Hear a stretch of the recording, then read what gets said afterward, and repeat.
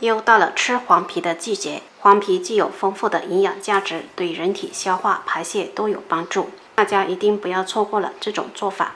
将黄皮果一个个摘下来，我们不要叶子跟梗。记得以前小时候还会将叶子或者是梗直接泡水喝。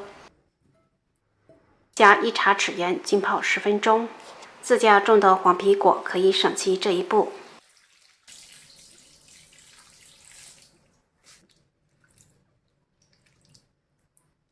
黄皮连同水倒入盆中，多清洗几遍，清洗干净。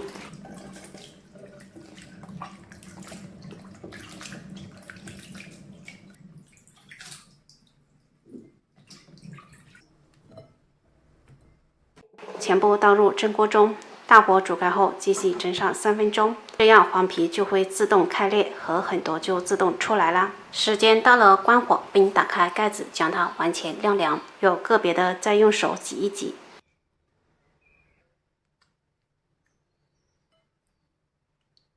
全部处理好，直接倒入不粘锅中，加400克冰糖，开中小火熬煮，全程不需要加1滴水。前期多翻动，防止糊锅。随着冰糖的融化，就可以间歇休息一会，将水分熬干。熬至黄皮果比较浓稠，感觉呈透明状时，就可以关火晾凉啦。完全晾凉后，就可以装在无水无油、已经消毒过的密封罐中保存。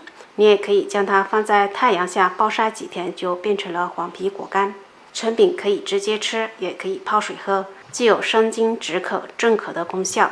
好啦，这期视频就分享到这里，喜欢的朋友可以在家试一下，拜拜。